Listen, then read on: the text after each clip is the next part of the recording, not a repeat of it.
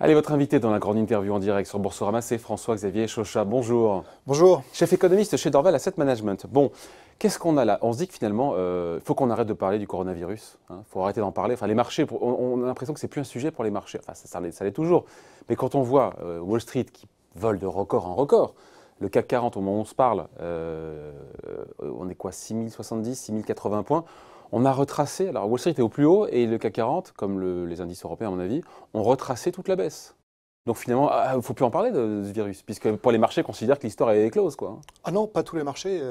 Ah, les marchés actions, voilà, oui, mais et même pas tous les marchés actions. Donc l'effet du coronavirus est très clair sur les matières premières. Ouais. Donc on a eu une baisse de 10 à 20% des prix des matières premières. Au-delà du pétrole.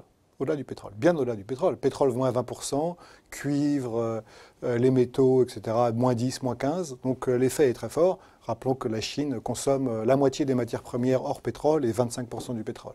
Donc il y a un effet. Il y a aussi eu un effet sur les taux d'intérêt qui ont baissé. Alors ces deux effets sont plutôt positifs d'ailleurs pour les économies occidentales, puisque ça fait du pouvoir d'achat. C'est de nature à remettre un peu de carburant Exactement. dans la machine. Donc, mais voilà, c'est quand même sur les marchés. Et puis dernier point, les valeurs les plus cycliques en bourse ont sous-performé assez massivement. Mais ont bien remonté aussi. Hein. Oui, mais par rapport aux autres, elles ont fait beaucoup moins bien.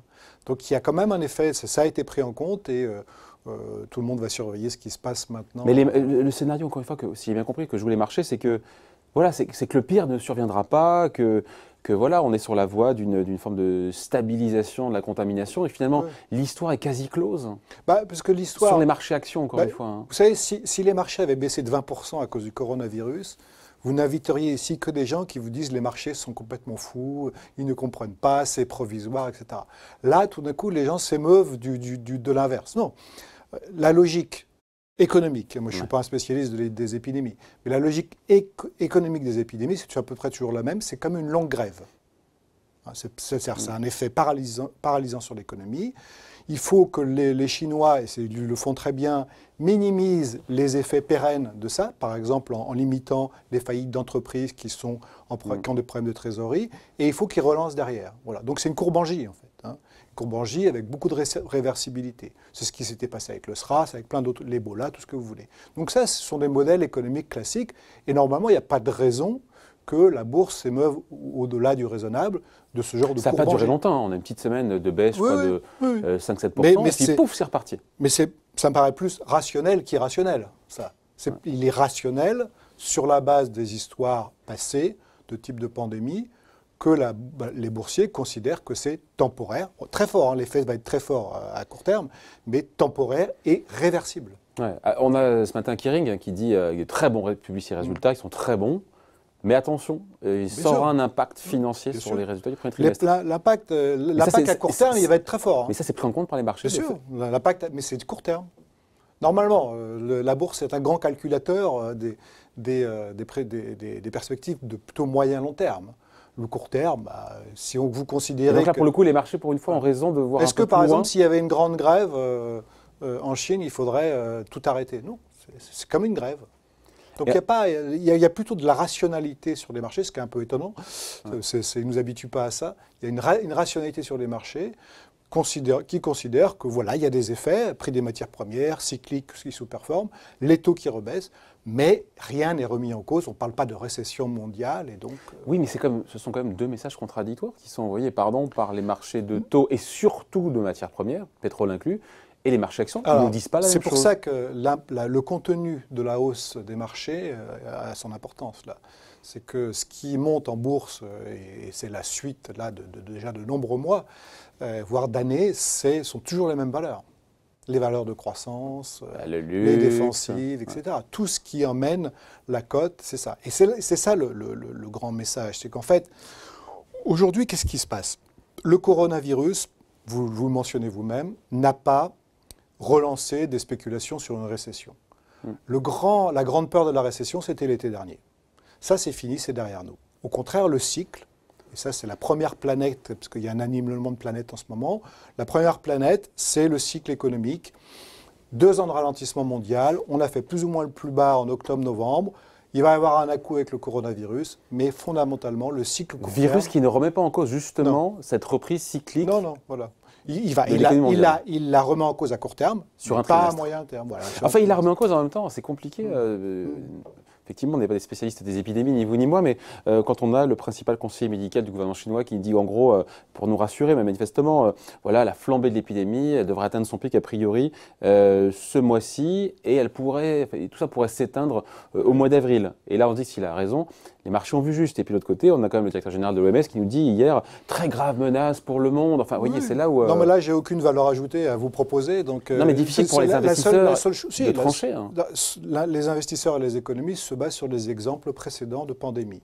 Les exemples précédents de pandémie, c'est que l'impact économique, c'est un peu comme une longue grève, comme je vous l'ai dit. Voilà. C'est une grève de durée variable, mais enfin, c'est en général 2, 3, maximum 4 mois. On avait Antoine Brenner qui était à votre place hier, qui nous disait, mais carrément, on peut imaginer, et ça, les marchés ne sont pas prêts, avoir une croissance négative en Chine au premier trimestre. Peu importe, ça n'a aucune importance. Oui, ça n'a aucune importance. Si l'important, c'est le trimestre d'après, c'est ça oui, ce qui est important, c'est la courbe en J. Si le modèle qu'ont les investisseurs et les économistes, qui me semble valable, c'est le modèle de la courbe en J, bah voilà, peu importe. C'est comme une grève. Ouais, mais il y aura une perte quand même. Non, mais c'est ça qui est important. C'est que la perte, ce qui est important, c'est de minimiser la perte sèche pendant la période. Voilà. Et ça, c'est ce que fait la Chine. Et la Chine le fait le mieux que tout le monde. On se souvient que les grèves en France ou les gilets jaunes des grèves en France ont induit un certain nombre de faillites d'entreprises, de magasins, etc. Ouais. En Chine, il y a cette pression-là et cette possibilité. Mais la Chine a plus de pouvoir pour se protéger de ça parce que le gouvernement peut, et le fait, demande aux banques de soutenir les entreprises qui sont menacées dans leur trésorerie. Donc ça, c'est le premier point. Soutien aux entreprises en difficulté, ça, c'est acté. Et puis relance après le coronavirus, ça, c'est aussi en préparation.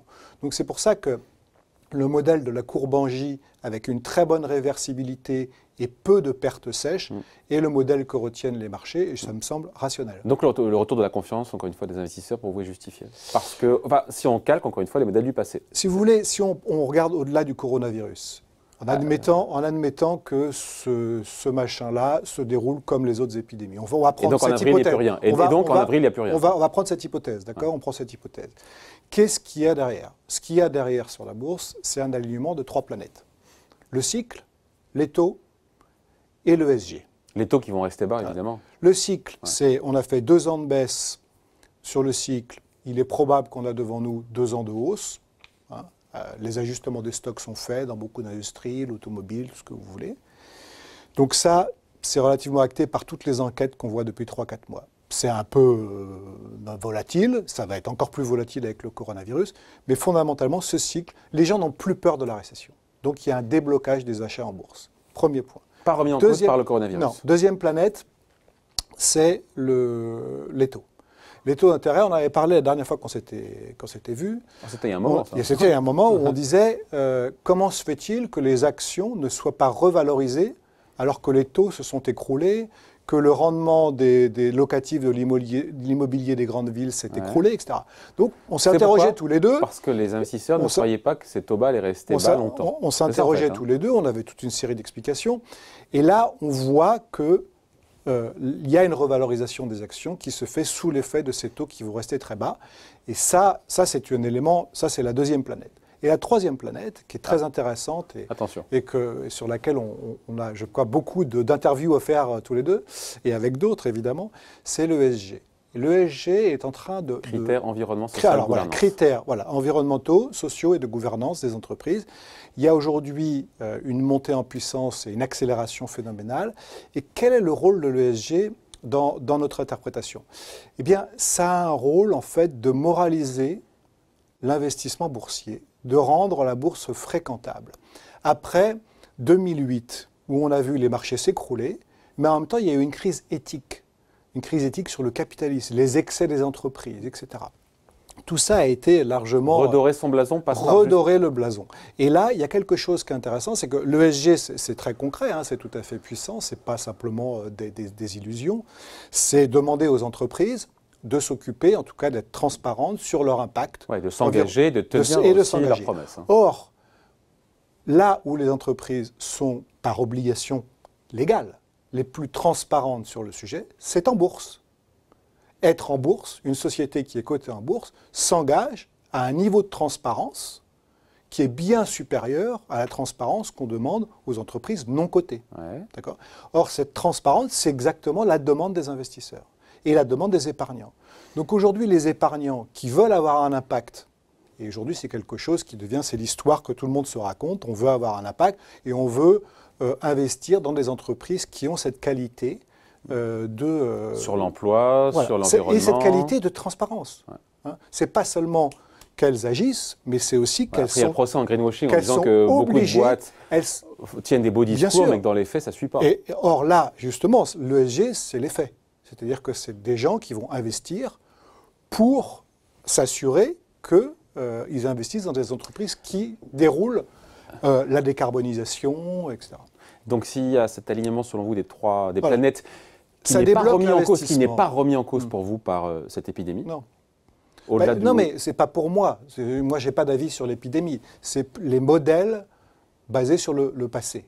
D'accord ? Mais Donc, il ça, faut- il il est faut- il faut possible. toujours- Il est tout à fait possible que cette épidémie, Ah. dans 3 mois, parte dans une direction inconnue. Quand Il y a voulez-vous que un je le sache ? célèbre expert D'accord. Donc- dans The Guardian qui disait que Ouais. 60% de la population pouvait potentiellement être touchée par cette pandémie. Écoutez, Pas tout le monde en même temps, mais Voilà, c'est si... on dit 60 millions, oui, 60% avec 2% de taux de mortalité, ça fait du monde quand même. Hein. Oui, enfin, le taux de mortalité. Moi, j'ai vraiment rien à dire là-dessus. Je dis simplement, voilà, on admet, c'est la seule possibilité. On prend les épidémies d'avant, Ouais. on applique un modèle, le modèle le Mais c'est à la plus limite de crédible. l'exercice. C'est-à-dire qu'effectivement, peut-être que celle-là est différente. Oui, bah, de toute façon, la bourse est un lieu où on spécule sur les idées et on essaye d'élaborer des scénarios qui semblent crédibles. Ça ne veut pas dire qu'ils seront vrais, Ouais. mais ils semblent crédibles. Aujourd'hui, on le voit, qu'est-ce qui fait que la bourse monte si vite malgré ces risques-là? Puis on pourrait additionner les risques, il n'y a pas que le coronavirus, il y a toujours des risques. D'accord ? Eh bien, je pense, moi, mon interprétation, c'est ces 3 planètes. Un cycle qui est plus ou moins au plus bas, Ouais. cycle industriel, des taux d'intérêt qui poussent les gens Ouais. vers le rendement. Et là, pour le coup, le coronavirus ESG. va prolonger cet état de taux C'est bas. exactement, ça Hein. prolonge tout Ouais. à fait. Et le ESG qui permet en fait aux épargnants, qui permet à beaucoup d'épargnants qui ont peur de la bourse. Hein. Ils ont peur de la bourse parce que c'est très volatile. La bourse a passé de 50% en 2008. Ça. Ils ont peur de la bourse. Le discours ESG et tout ce qui Ça peut l'environne réconcilier. je Ouais. pense, beaucoup de gens la bourse. Donc il y a quand même là une certaine, disons, cet alignement de planètes produit en tout cas quelque chose en bourse qu'on voit. Mais, et ça c'est le point essentiel, et c'est là où il y a quelque chose qui fait débat, c'est que cet argent qui arrive en bourse, il arrive sur toujours les mêmes sociétés. Ouais. Les sociétés qui font de la croissance dans un LVMH, univers... le luxe. Et c'est quoi? On parle de quoi? les GAFA, Google, La etc. tech, Au le niveau- luxe. Voilà, la tech, le luxe, toutes les valeurs de croissance, c'est-à-dire toutes les sociétés qui sont dans Ah, de des qualité, secteurs, bah ouais, qui bah sont oui. dans des secteurs où elles arrivent à résister à quand même une tendance fondamentale dans le monde, c'est qu'il y a plutôt moins de croissance nominale, tendanciellement, tendanciellement au-delà des cycles, moins d'inflation, moins de pricing power, comme on dit, plus de difficultés à faire de l'argent parce qu'il y a une grande partie des profits qui est confisquée justement par les GAFA. Donc tout ça, si vous voulez, pour faire le début d'une bulle, parce que peut-être est-on au début d'un processus de bulle, c'est à vérifier encore. C'est un mot que vous n'aviez jamais, on se connaît depuis longtemps, Ouais. vous n'aviez jamais employé jusqu'à Oui, présent. il faut commencer à parler de ça. Il y a une partie... Vous m'avez toujours dit que vous étiez confiant sur les marchés actions, Ouais. que ça allait monter, et jamais j'ai entendu ce discours Ouais. autour de la bulle. Bah, Pour je pense vous, qu'il faut commencer à se poser la question parce qu'aujourd'hui, les valeurs de croissance se payent 24 fois les bénéfices au niveau au niveau mondial.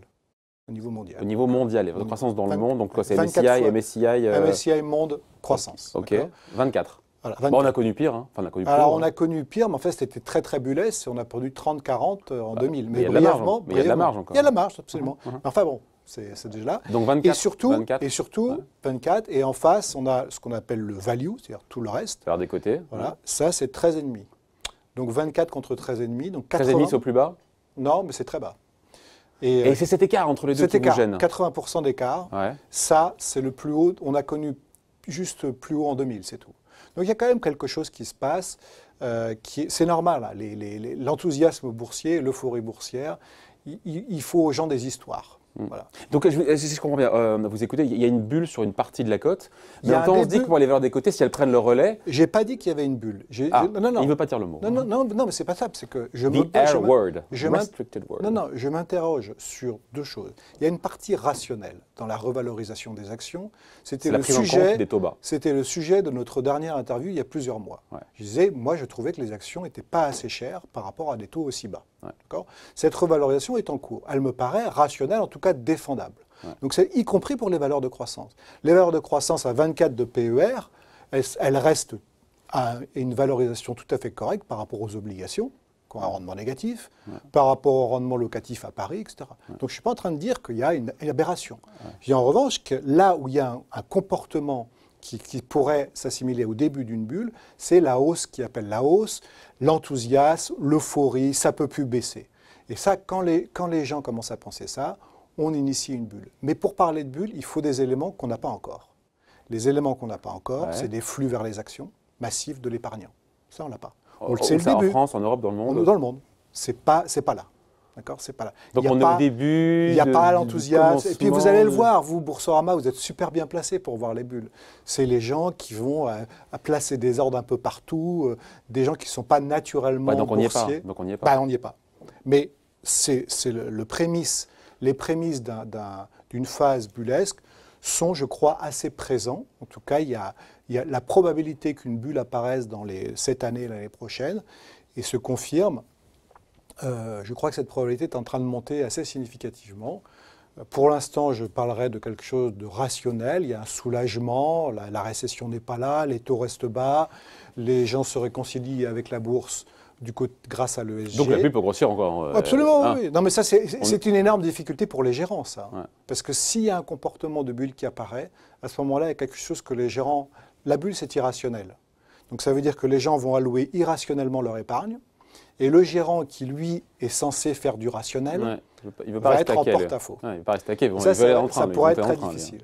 Donc voilà, moi, ce que je voulais vous dire aujourd'hui, et vous m'avez invité pour ça, c'est que je pense qu'il y a la hausse des marchés est largement rationnelle, elle est justifiée. C'est normal que les marchés actions soient plus chers qu'avant si les taux sont plus bas, ça me paraît normal, et toute une partie rationnelle. Mais, il y a un mais, c'est qu'il y a un enthousiasme qui devient quand même très fort, très mûr sur les valeurs qui captent le plus de croissance, 80% d'écart avec le reste en termes de PER. Ça nous dit qu'il y a un soupçon et qu'il va falloir surveiller ça. On surveillera ça et on en reparlera dans quelques mois quand vous reviendrez. Merci beaucoup François-Xavier Chauchat, donc chef économiste chez Dorval Asset Management. Merci David. Merci.